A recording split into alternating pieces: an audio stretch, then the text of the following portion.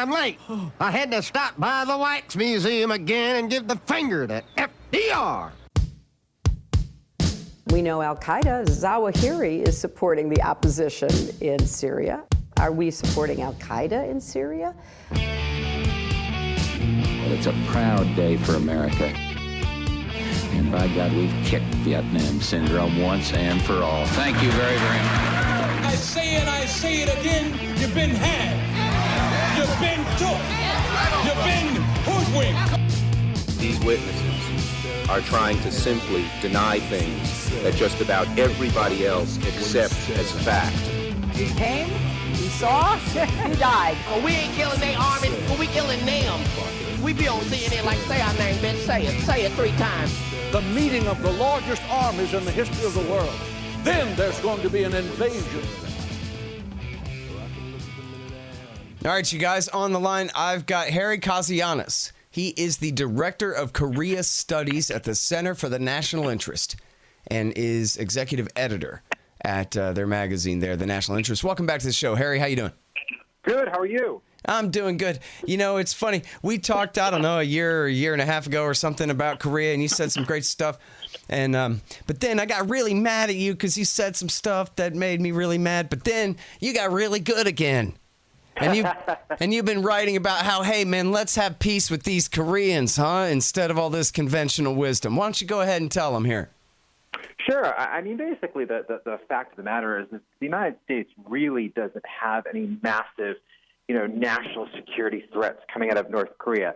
Now, I know that might make people's heads spin in the sort of neoconservative camp, but I think we need to think about it for a second. The North Korean economy is the size of Vermont. Actually, let me correct that. It's smaller than the size of Vermont. Now, a lot of people probably say, okay, well, how are they building nuclear weapons? Well, it's pretty simple. They're starving their population to actually do it. So I think we need to take a giant step back and think about sort of the threat assessment in the actual dangers coming out of North Korea. Yes, they have nuclear weapons.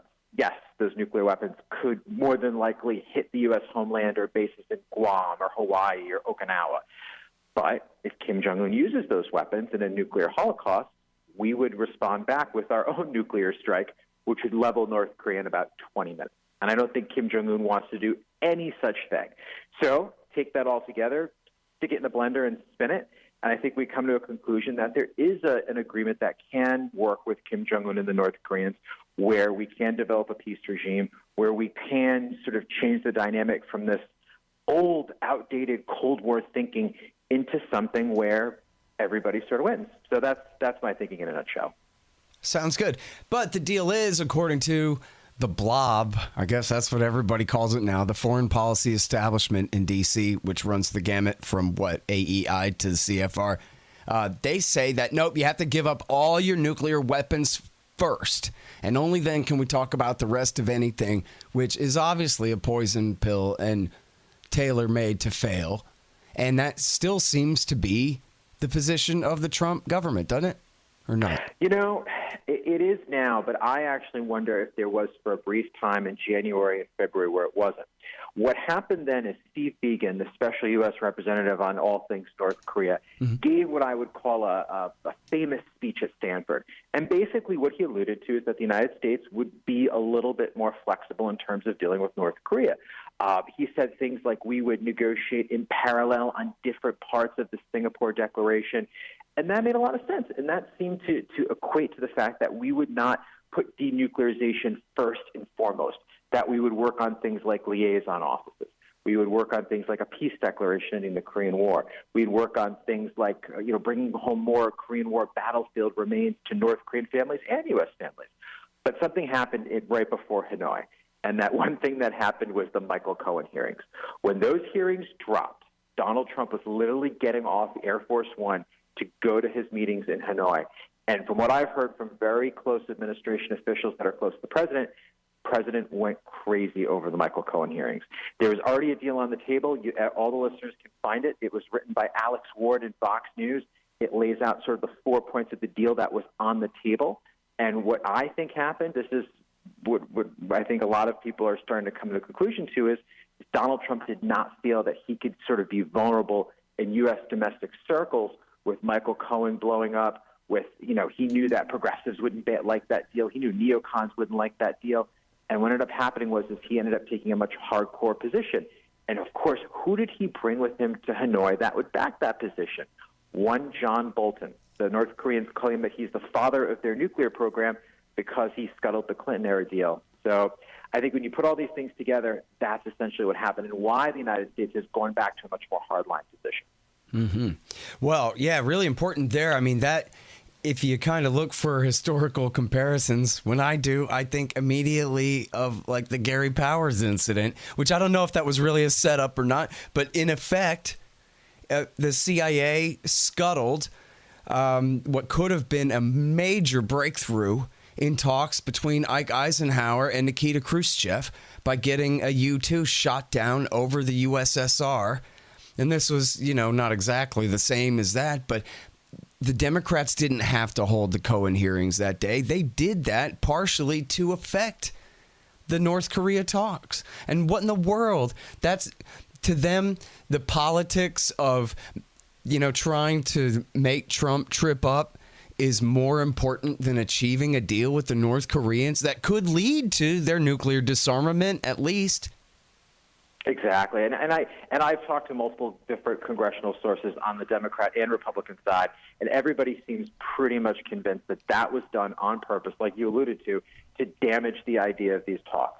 Now, look, there's a lot of things I don't like about President Trump, but at the end of the day, I think it's a very American and patriotic thing to hope that your president is successful in ending a national security threat coming from the North Koreans, or a perceived national security threat, whatever you want to call it. And I think history will look back at this as not only a colossal failure, but a big step back towards peace. The good news, Scott, is there actually is a way out of this. President Trump is going to be going to South Korea towards, it looks like, the end of June or very early July, and he's going to have meetings with South Korea's Moon Jae-in. Now, what may happen before that is Moon Jae-in and Kim Jong-un may have their own summit before that. Now, I'm hearing a lot of rumors here in Washington that this could be a potential setup for President Moon to actually broker a third summit between Trump and Kim when he's in South Korea, or maybe all three of them meet along the demilitarized zone. I think that's very possible, and we could actually resurrect the deal that could have happened in Hanoi. So stay tuned for that, because there's a lot of scuttlebutt here in Washington on that. Right, and see, that's really could be the secret to how Trump gets all this done. If everyone's going to only attack him in D.C. for trying to do this, then he can just let Moon continue on, because he's the one really leading this parade anyway, and just let Moon go ahead and make peace. And then the whole thing about CVID and the give up all your nukes first and all that will essentially be a moot point, because peace is moving forward anyway. And then, the only problem with that is Trump's need to take credit for everything, which could kind of get in the way. But because the Democrats can't stop Moon. They can screw up Trump, but they can't stop Moon. And especially if Trump is telling Moon, go ahead and do what you can, which apparently still is, right?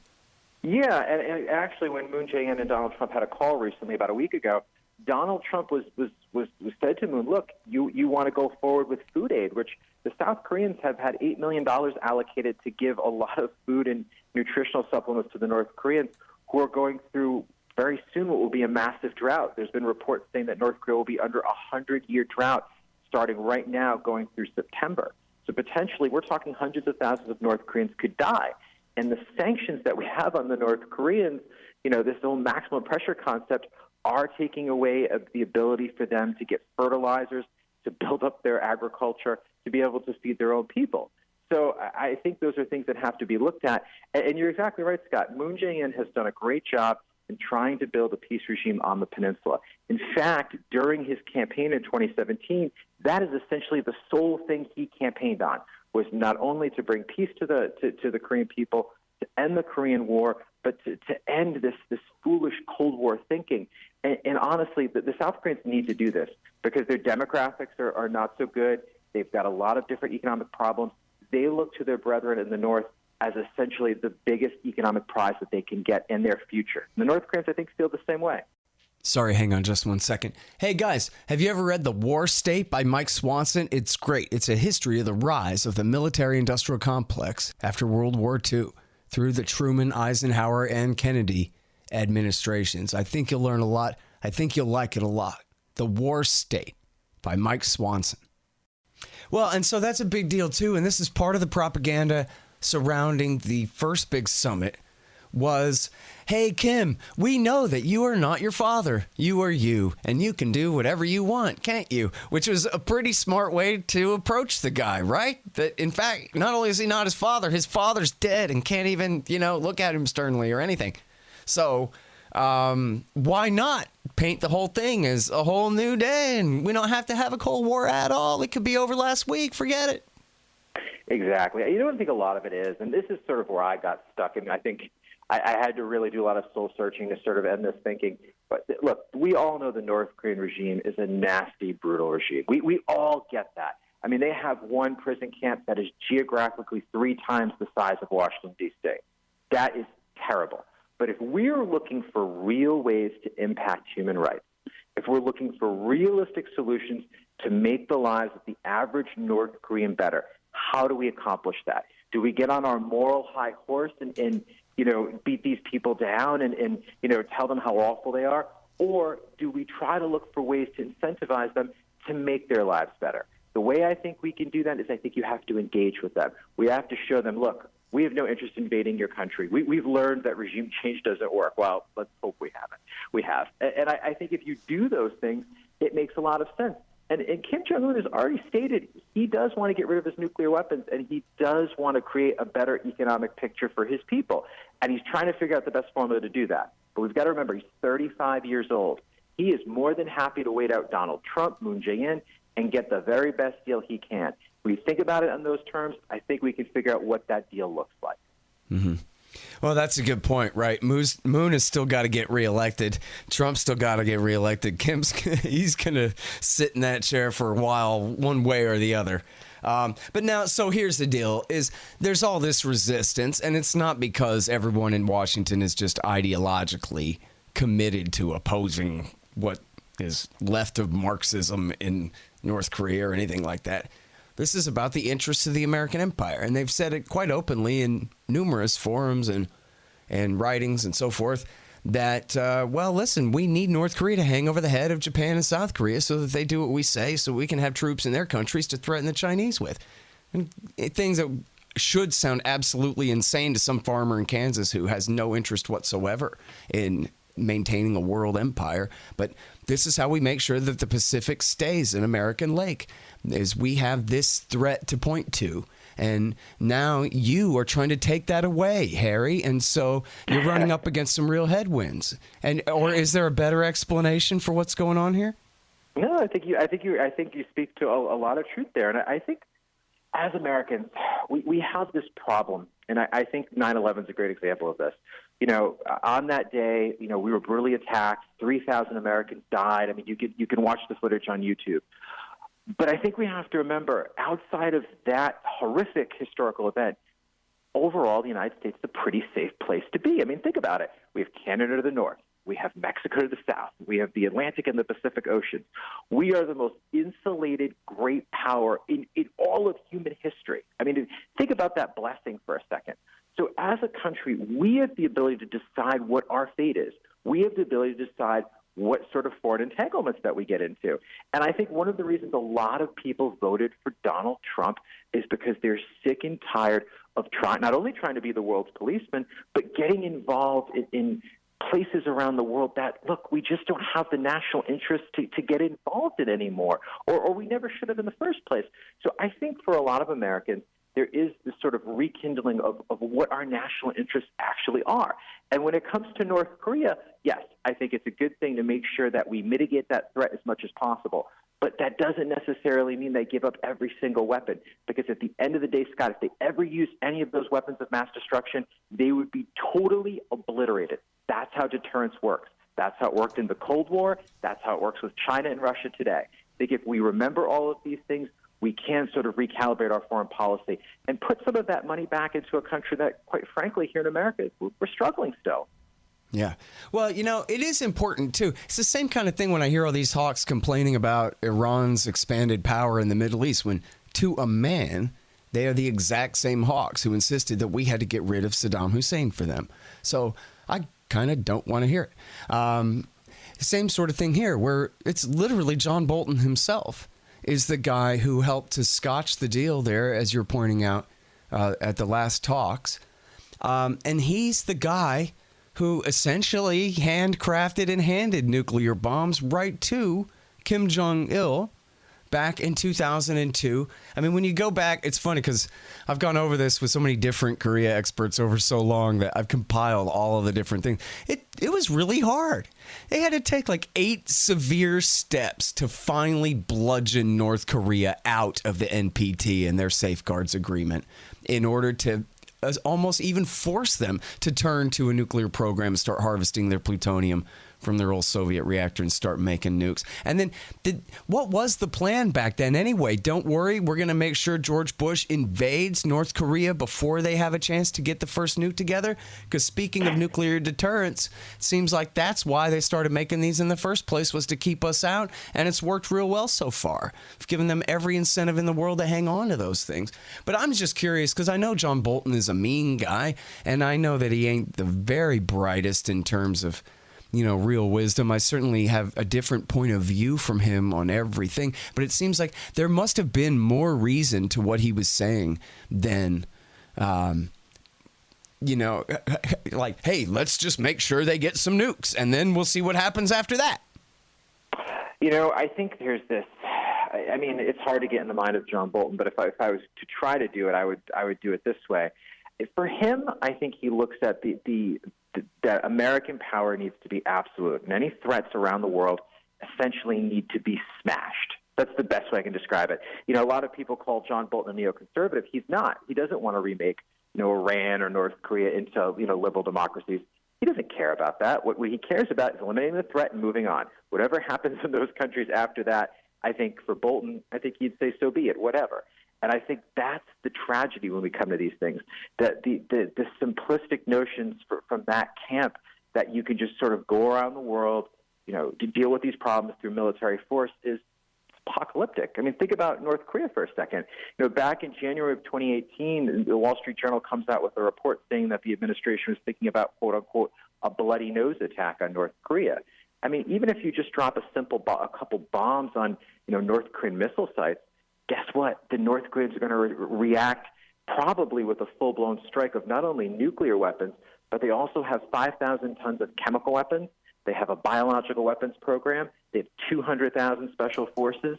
I mean, I could go on and on. I mean, their capabilities, a lot of them are old and crude, but it doesn't take, advanced military capabilities to kill millions of people in Seoul. So these are the problems that I sort of have with the neoconservative camp, and I'll be honest, I don't think they're going to change anytime soon.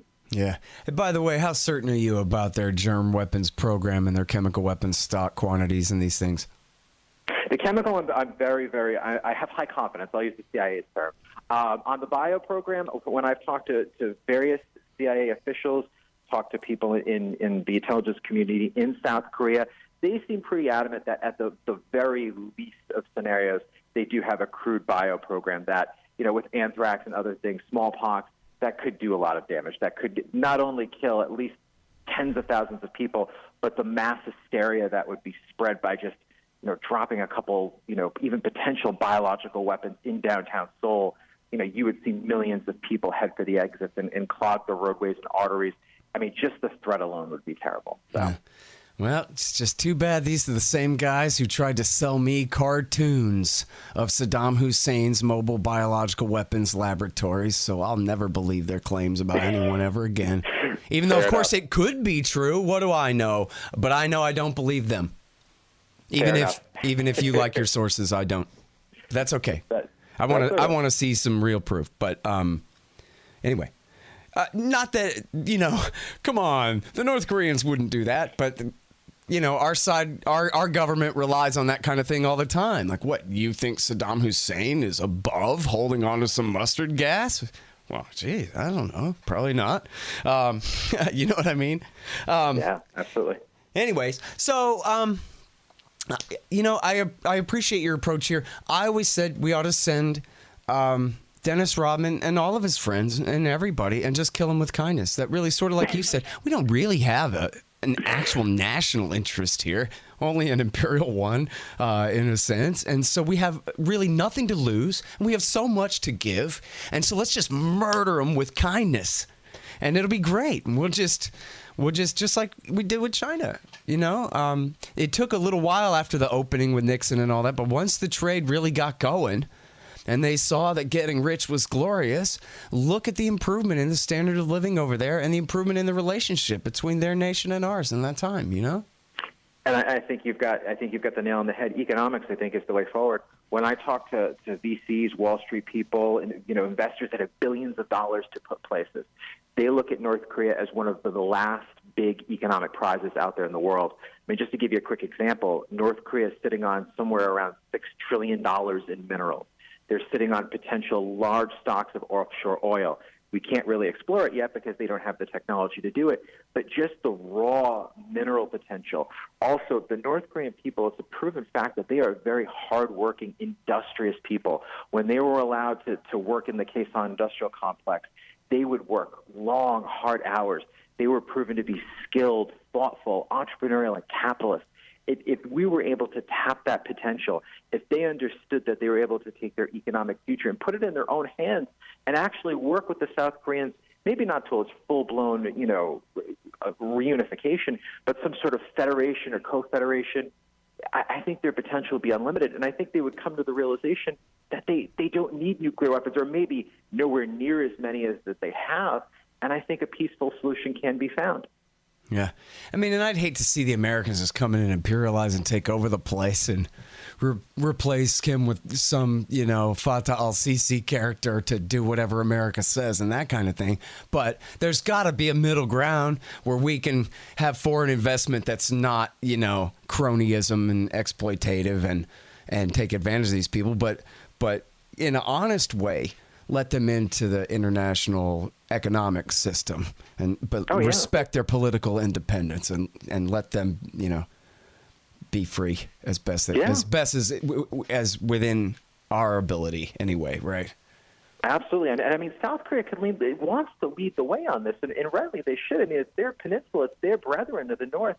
I mean, think about South Korea in the brands that they have and the technological and managerial manpower they have. Samsung, LG, Hyundai. I mean, these are global brands with global experience. Their infrastructure capabilities would easily be able to move in North Korea and rebuild their roads, railways, bridges. They could start bringing 5G into North Korea. Forget about, running fiber optic cables and the rest. They could go right into the 21st century. These are things that when I talk to South Korean officials, they want to do. They know how to do. They have a unification ministry, for Pete's sake. So this is doable. Yeah. Well, it sure sounds like it. So tell me this then for last question real quick. In terms of the spirit in Washington, D.C., are you making progress? Are people starting to turn on to this at all? That, hey, you know what? Maybe it would be better. Maybe it'd be worse for our military industrial complex firms, but maybe it would be better for everyone else. And so that would be all right. There is a group of people that I would point out on the left and on the right that are really starting to work much more together. You talk to people like Tulsi Gabbard. I'll be honest, I don't agree with her progressive politics, but I do agree with her a lot on foreign policy. And I give her a lot of credit. I mean, she's running a presidential campaign that's not looking very strong, but she's putting foreign policy and regime change wars and all of these things that we basically talked about today front and center. And I think people are listening to her. And, you see this immersion of sort of a left-right axis where people are saying, hey, you know what? Spending trillions of dollars on regime change wars, probably a bad idea. This is starting to resonate, and I really do think this is one of the reasons that Donald Trump won. And I think one of the reasons that Donald Trump would lose in 2020 is if he decides to start some sort of crazy regime change war with Iran. That is completely not in our national interest, and I think we need to understand that doing those things takes away from our own national power. And I think people get that message. All right. Well, listen, I really appreciate your time coming back on the show here, Harry, and all your great writing lately. Anytime, man. You have me, I'll come. All right. You guys, that is Harry Kazianis. He's Grecian Formula. That's funny, on Twitter. And he's the Korea expert at the National Interest, and that's nationalinterest.org. Here's one of interest. A U.S. invasion of North Korea would be like opening the gates of hell, But even better here, how Donald Trump can reach a peace deal with North Korea. Those are at nationalinterest.org. So you like supporting anti-war radio hosts? That makes sense. Here's how you can do that. Go to scotthorton.org/donate, and there's all kinds of options to do so and all kinds of different kickbacks at different levels. Of course, take PayPal, Patreon, and all different kinds of digital currencies and all of those sorts of things. And anybody who signs up by way of Patreon or PayPal to donate $5 a month to the show will automatically get keys to the Reddit room, my own private Reddit group that I have. Quite a few members now and lots of fun in there every day. So check out all about that at scotthorton.org/donate. And thanks.